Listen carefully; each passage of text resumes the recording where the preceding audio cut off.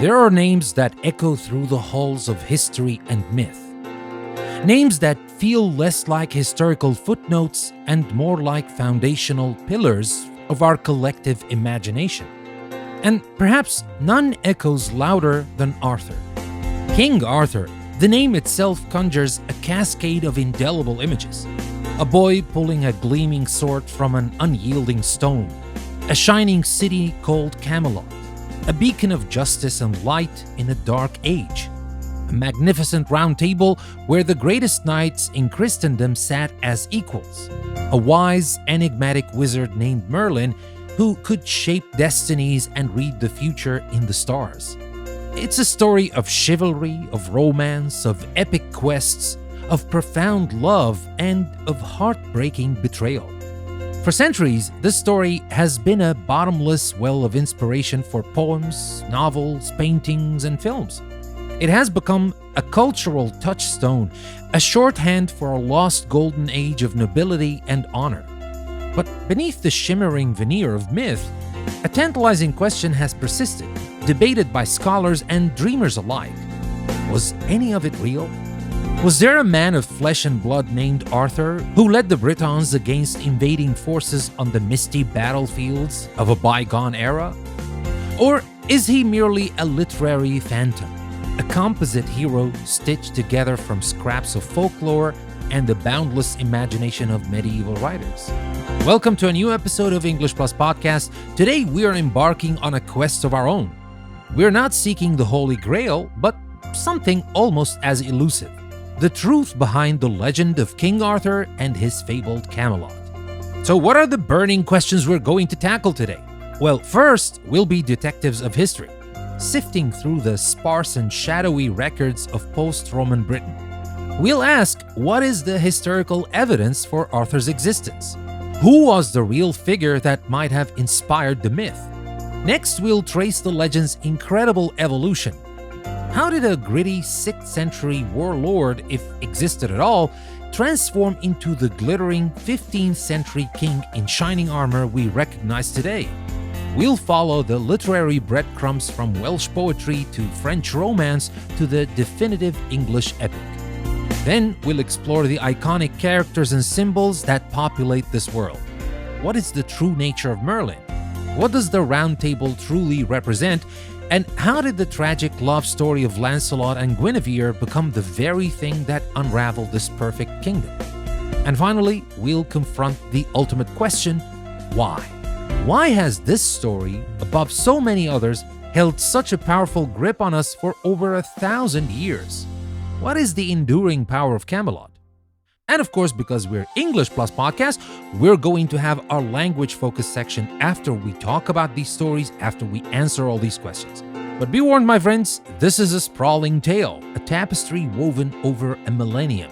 A single podcast episode, no matter how good it is, can only trace the most vibrant threads. True mastery of this topic, a genuine appreciation for its depth and complexity, demands that you follow this path further, to read the original texts, to explore the scholarly debates, and to lose yourself in the rich world that awaits.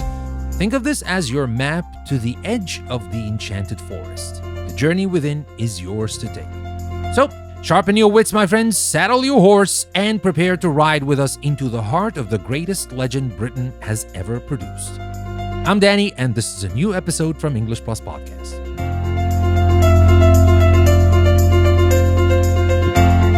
To understand the story of King Arthur, you have to begin not with a shining castle, but with a collapsing empire. The year is 410 AD. The Roman legions, who had occupied and controlled the island of Britain for nearly 4 centuries, are recalled to defend the heart of their crumbling empire. They leave behind a populace of Romanized Celts, the Britons, and a massive power vacuum. Into this vacuum pour waves of pagan Germanic tribes from the continent, the Angles, the Saxons, and the Jutes. The so-called Dark Ages had begun in Britain, an era of chaos, violence, and uncertainty. It is out of this historical crucible that the figure of Arthur first emerges. There is no contemporary account that names a King Arthur. Instead, we have a few tantalizingly brief mentions in later Welsh chronicles. The most significant is from a 9th century monk named Nennius. In his Historia Britonum, or History of the Britons, Nennius describes a great war leader, a dux bellorum, named Arthur, who was not a king but a commander who led the Britons in 12 major battles against the Saxons, culminating in a decisive victory at the Battle of Mountbatten. This is our historical ghost, a Romano-British general, likely named Artorius, who rallied his people and, for a brief, shining moment, held back the tide of invasion. This Arthur would have worn Roman-style armor, not a knight's plate mail, and his stronghold would have been a crude wooden hill fort, not a towered castle of white stone. So, how do we get from a gritty warlord to the king of legend? The answer is a literary snowball effect that rolled through the centuries, picking up new layers of myth and magic with each telling. For hundreds of years, Arthur was a figure in Welsh and Breton folklore, a hero of the Celts. But the game truly changed in the 12th century with a man named Geoffrey of Monmouth. In his wildly popular book, Historia Regum Britanniae, The History of the Kings of Britain, Geoffrey took the warrior Arthur and, with a breathtaking stroke of literary invention, crowned him king.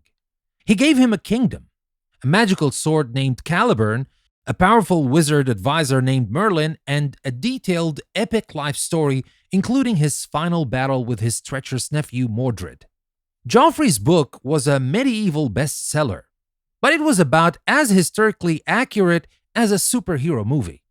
It was brilliant propaganda, designed to give the British people a heroic national origin story to rival the epics of Greece and Rome. Geoffrey laid the foundation, but the French built the castle. In the late 12th century, the tales of Arthur crossed the Channel to France, where poets like Chrétien de Troyes took over. The French weren't interested in Saxon wars. They were interested in romance, courtly love, and knights performing daring deeds for the honor of their ladies. Chrétien de Troyes and his contemporaries added some of the most crucial elements to the story. They created the character of Sir Lancelot, the greatest knight in the world. They invented the love affair between Lancelot and Arthur's queen, Guinevere. And they introduced the concept of the spiritual quest for the Holy Grail. It was the French who gave us Camelot as a center of chivalry and high culture. The story was no longer just a British national epic. It was now a sophisticated European romance. The legend became a sprawling and sometimes contradictory mess of different stories told by different authors. The final and most important piece of the puzzle was put in place in the 15th century by an English knight named Sir Thomas Malory.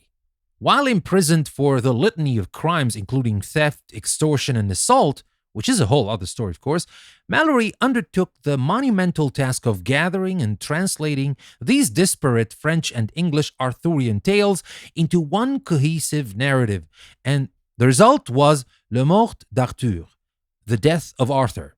It is Malory's version that solidifies the legend as we know it today. He gives us the definitive telling of the sword in the stone, the rise and fall of the Round Table, the tragic love triangle, the Grail quest, and Arthur's final bittersweet end where he is carried away on a barge to the mystical Isle of Avalon to be healed of his wounds, promising one day to return. So let's talk about that iconic fellowship, the Knights of the Round Table. The idea itself is a stroke of genius. The table is round so that no one man, not even the king, sits at the lead. It is a symbol of equality and fraternity. To become a knight of the Round Table was to be judged on merit and virtue, not birthright. It represented a utopian ideal, an attempt to create a perfect society governed by a strict code of honor, the code of chivalry. Knights swore to protect the weak, uphold justice, be merciful, and show courage. Of course, the tragedy of the story is that these noble men were all too human. Their pride, their rivalries, and their personal desires ultimately tore the fellowship apart. At the center of all this is the great love triangle, the emotional core that drives the tragedy. Arthur, the noble king bound by duty, Guinevere, his beautiful queen, and Lancelot, his best friend and greatest knight. The love between Lancelot and Guinevere is portrayed as both passionate and pure, but it is also an act of profound betrayal. It represents the timeless conflict between personal desire and public responsibility. This affair festers at the heart of Camelot, a poison that slowly corrupts the court and gives Arthur's enemies, like his illegitimate son Mordred, the ammunition they need to bring him down. And then there's the quest of the Holy Grail, the cup that Christ supposedly drank from at the Last Supper. In the legend, the appearance of the Grail at Camelot sends the knights on a sprawling spiritual quest. On the surface, it's a noble Christian endeavor, but it also serves to scatter the knights, draining Camelot of its best and brightest. Many knights perish, and only the most spiritually pure, like Sir Galahad, can succeed. The quest marks the beginning of the end for the Round Table, shifting its focus from earthly justice to a heavenly prize that most of them can never attain. Finally, we have the two figures who bookend Arthur's life, Merlin and Mordred. Merlin is not just a court magician with a pointy hat. He is an archetype of the wise advisor, a shamanistic figure with one foot in the world of men and one in the world of ancient wild magic. He orchestrates Arthur's birth and ascent to the throne, but his vision for a united, just kingdom is ultimately undone by the very human failings he cannot control. Mordred is his dark opposite. He is Arthur's incestuous son in many versions of the tale, the living embodiment of Arthur's past sins. He is the traitor within, the force of chaos and nihilism that exploits the cracks in Camelot's foundation to bring the whole glorious edifice crashing down. The battle between Arthur and Mordred is a cataclysm. The dream of Camelot dies on the battlefield of Camelot. Brothers kill brothers, the Round Table is destroyed, and Arthur, mortally wounded after killing Mordred, is taken to Avalon. This ending is not a happy one, but it is a powerful one. It gives the legend its poignancy and its enduring power. Camelot is not just a story of a golden age, but a cautionary tale about how even the noblest of ideals can be undone by human weakness. So, why do we still tell this story? Well, because it operates on so many levels. It's a fantastic adventure story. It's a political allegory about the ideal state. It's a psychological drama about love and betrayal. It's a spiritual quest for meaning. Arthur himself is a malleable figure, an archetype. He is the once and future king, a symbol of hope and righteous leadership that can be endlessly reinterpreted for new generations. He represents the dream of a just world, a brief, shiny moment of Camelot that we long for in our own, often dark and complicated times. The legend endures because it tells us that such a world, however ephemeral, is worth striving for. So, that was the story of King Arthur, my friends, and his Camelot, of course, in a brief. Again, as I told you at the beginning, this is just an introduction. If you really want to know more about this, you will have to read on your own. You will have to read the original texts and compare things like I did to get to a deeper understanding of the story, to read it on different levels, see the nuances between the story. Of course, only if you're interested, but if you just want to learn what I told you about King Arthur and his Camelot, that's fine as well. And that's not the end of our episode. Next, we're gonna focus on language, some of the vocabulary we used in the context of our story. And after that, we're gonna have a speaking challenge and, of course, our discussion questions. That's coming next. Don't go anywhere. I'll be right back.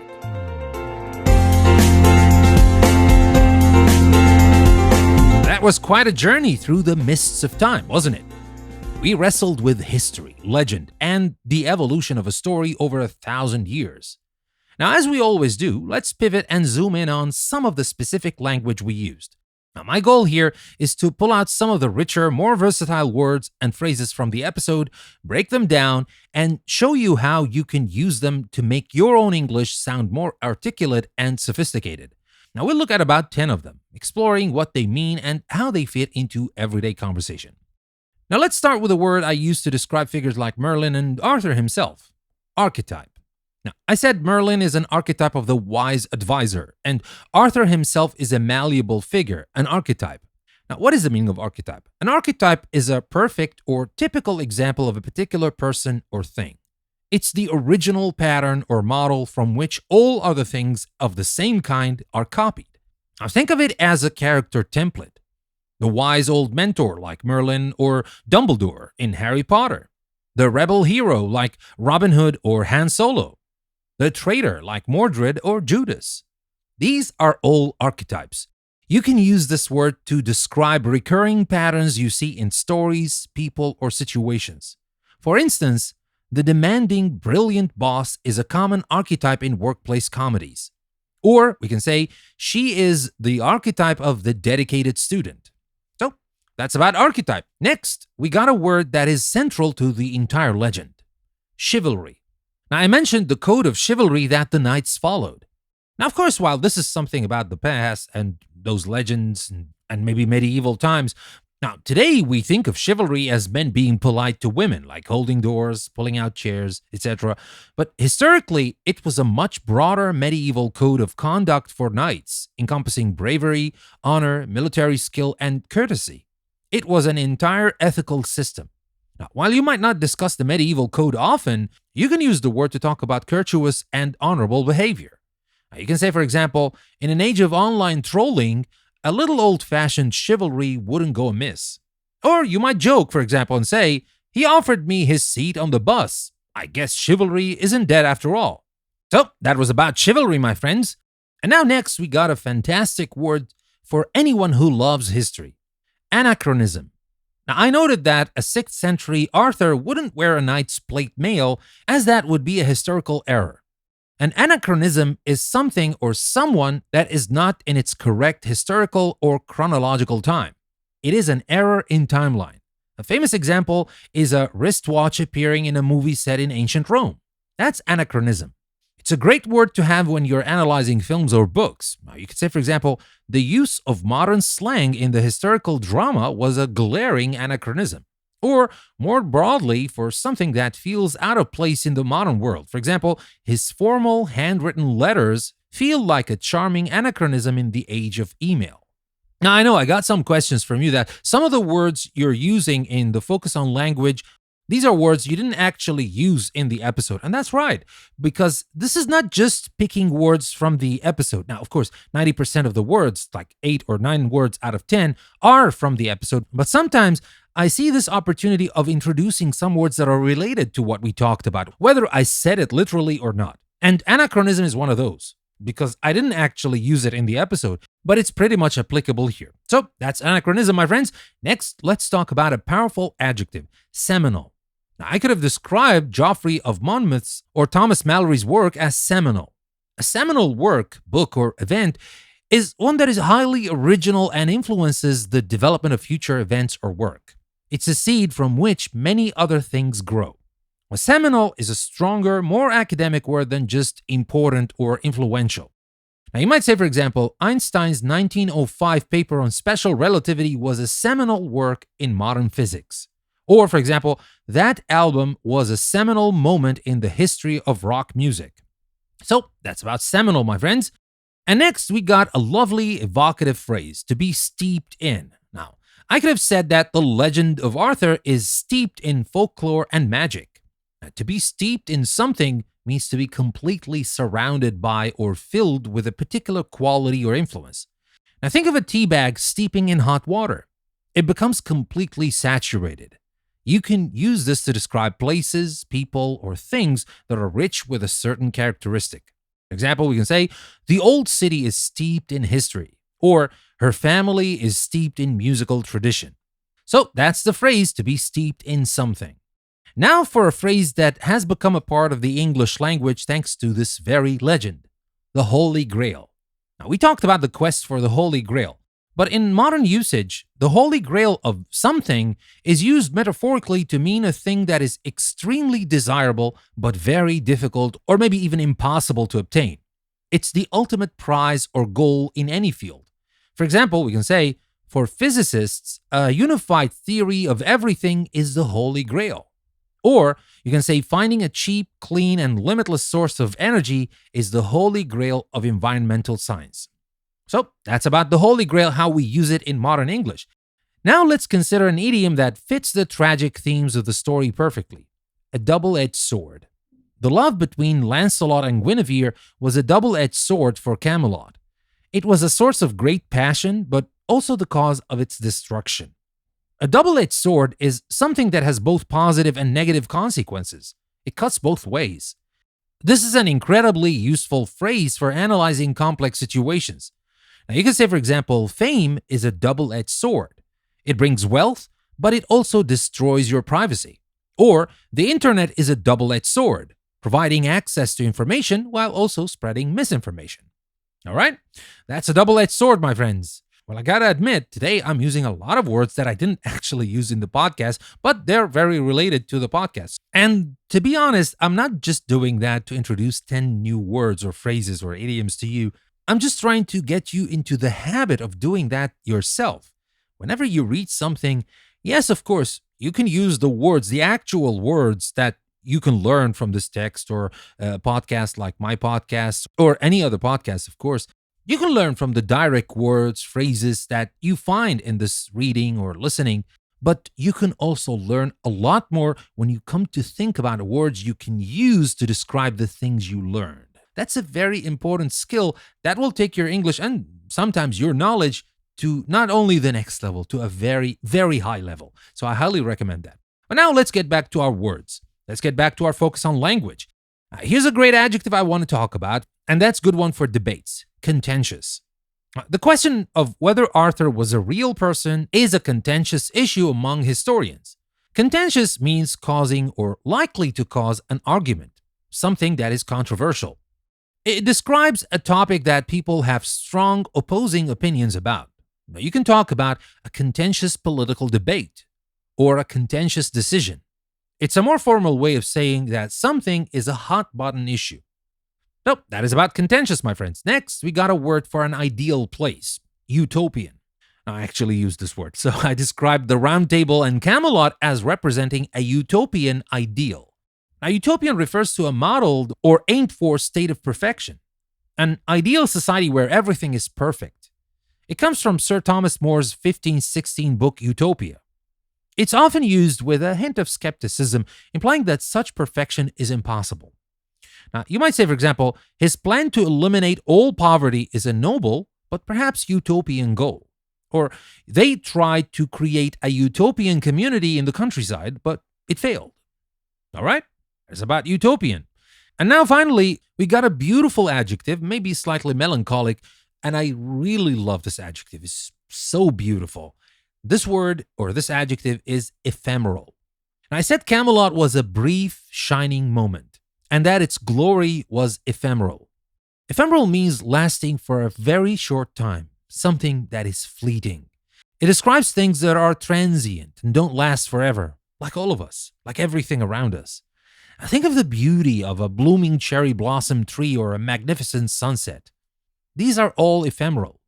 You could say, for example, the giddy excitement of youth is often ephemeral, or fashion trends are notoriously ephemeral.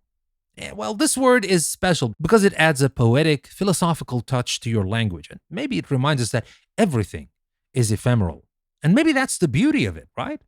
Well, I can't talk enough about this word because I really love it. But after all, I am a poet and I can fall in love with words. You don't have to fall in love with words like I do, but you can use these words to your advantage, to create the sense that you need to create, to convey ideas in a different way, and not always use the same words over and over.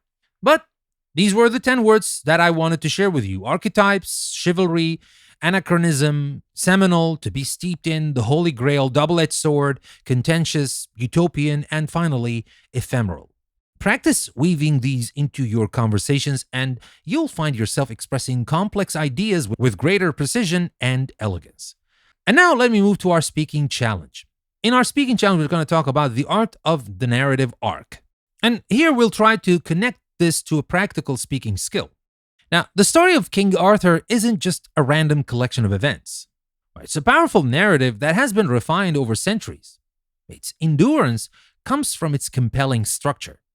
Today, I want to talk about using a basic narrative arc to make your own storytelling more engaging. Now, Whether you're telling a friend about your vacation, explaining a project at work, or giving a presentation, structuring it as a story makes it more memorable and impactful. And the simplest and most powerful narrative arc is the three-act structure. Act 1 is the setup. This is where you introduce the characters, the setting, and the initial situation. It's the before picture. For Arthur, this is his mysterious birth, his youth, and the moment he pulls the sword from the stone, establishing his destiny. Act 2 is the confrontation. This is the meat of the story. The main character faces a series of challenges and conflicts that build in intensity. This is where the drama happens. In Arthur's story, this is everything from the battles he fights to establish his kingdom, to the formation of the Round Table, the arrival of Lancelot, the start of the affair with Guinevere, and the consuming quest for the Holy Grail. The stakes get higher and higher. And that brings us to Act 3, which is the resolution. This is the climax and the aftermath. The central conflict comes to a head, and we see the outcome. It's the after picture. For Arthur, this is the discovery of the affair, the war with Lancelot, the betrayal of Mordred, the final tragic battle of Camelot, and Arthur's departure to Avalon. Now, the story comes to a definitive, if not entirely happy end. So here's this very, very simple structure. Of course, there are a lot more complicated structures, but let's focus on this three-act structure. And here's your challenge for this week. I want you to practice this three-act structure. Think of a personal achievement, a challenge you overcame, or even just a funny thing that happened to you. Instead of just stating the facts, try to tell it as a three-act story. Start with Act 1, the setup. What was the situation like before the main event? Who were you then? Then move to Act 2, the confrontation. What was the main challenge? What obstacles did you face? Build the tension. And finally, deliver Act 3, the resolution. How did it end? What was the climax? What did you learn, or how did things change afterward? Try telling this story to a friend or record yourself telling it. By consciously using this narrative arc, you'll transform a simple anecdote into a compelling tale. You'll be tapping into the same ancient power that has kept the legend of King Arthur alive for centuries. Try it, it's really worth it. And you might say, I'm not a storyteller, I don't care about telling stories. That's right. Maybe you're not a writer, and that's fine. We don't all have to be writers. But we are all storytellers. And learning the skill, working on the skill, polishing the skill is useful no matter what you do. I mean, even if you're really sure that you're not going to use that in your professional life, I bet you will find a place or two where you can use that in your personal life. So give it a shot. And of course, if you want to send me your recordings and you want to have my opinion, I'll gladly do that. You can share that with me on my Patreon page. I'll be happy to listen to your recordings and tell you what I think. But now let me move to our discussion questions. Now, we've journeyed from the battlefield of Mount Badon to the Great Hall of Camelot. Now let's open the floor to you. Here are 5 questions designed to make you think more deeply about the legend and its meaning. I'd love to see your thoughts and opinions in the comments on the website or on my Patreon page. Now let me start by asking you about history versus myth. Does it matter if King Arthur was a real person? How would definitive proof of his existence or non-existence change the power of his legend? Now consider both sides. Does a historical basis make the story more potent, a symbol for real-world hope? Or does its power lie in its very nature as a myth, a story that exists outside of time and fact? We'll discuss why we as humans often feel the need to find a true story behind our greatest legends. So that was my first question. Next, let's talk about the ideal of Camelot. The Round Table represents a utopian ideal of equality and justice. In your opinion, was Camelot a noble experiment that was doomed to fail because of human nature, or could it have succeeded? What is the most significant crack in its foundation? Now think about the central conflicts. Was it the love triangle of Arthur, Lancelot, and Guinevere? Was it the knights' pride and rivalries? Or was it the distracting spiritual perfectionism of the Grail quest? Relate this to modern attempts to build ideal communities or organizations. Think about it. Well, that's the second question. Next, let's talk about the tragic triangle. Let's talk about Arthur, Guinevere, and Lancelot. Now, how do you view these characters? Is Guinevere a faithless queen? Is Lancelot a treacherous friend? Is Arthur a failed king for not seeing what was happening? Or are they all tragic figures trapped by a destiny they cannot control? I discuss this story from each character's point of view. Consider the societal pressures on each of them. How might our modern understanding of love, duty, and relationships change how we interpret their actions compared to a medieval audience? Well, think about that. Next, let's talk about modern Arthur. The legend of the once and future king promises that Arthur will return when his people need him most. If Arthur were to return today, what would his kingdom be? What modern dragons or Saxon invaders would he fight against? Think, of course, metaphorically.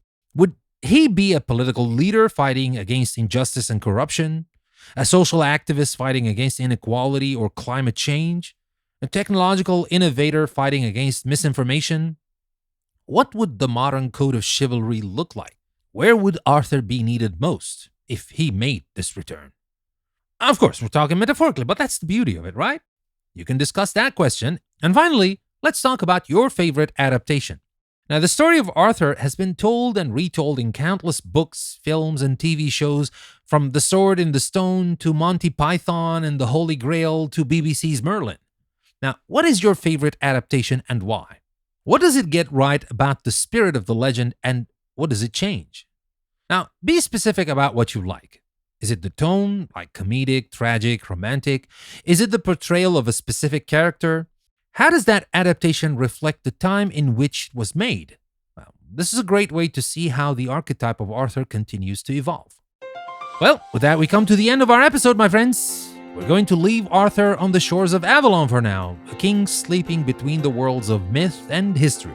His story serves as a powerful reminder that our greatest legends are not just stories about the past, but mirrors in which we see our own hopes, our own flaws, and our own enduring quest for a better world. Thank you for joining me on this quest, on this epic journey today. If you enjoyed this exploration and want to continue improving your English while diving into fascinating topics, there are several ways you can become a more integral part of our English Plus community. You can find transcripts of the episodes, a lot of other things, magazine articles, activities, etc., all on our website, englishpluspodcast.com. There is actually a treasure trove there, so go check it out. And to unlock the complete archives, including all our premium episodes, you can do that by subscribing on Apple Podcasts or on Patreon. You can find the links to those in the description of the episode. Now, for the ones who are not familiar with the system, I record between 6 to 10 episodes every week for English Plus Podcast, but not all of them are free. Some of them are premium, so you might not have seen them. Maybe if you're listening on a different platform than Apple Podcasts, you may not see them at all, but they're there.